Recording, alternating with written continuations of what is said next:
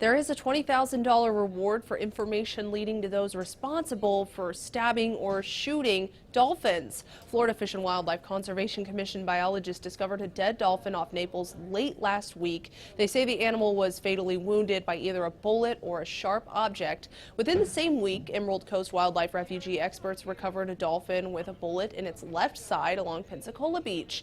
Now, NOAA's Office of Law Enforcement is offering the hefty reward. Dolphins are protected under the Marine Mammal Protection Act of 1972. People can be fined up to $100,000 and jail time for harassing, hurting, killing, or feeding wild dolphins.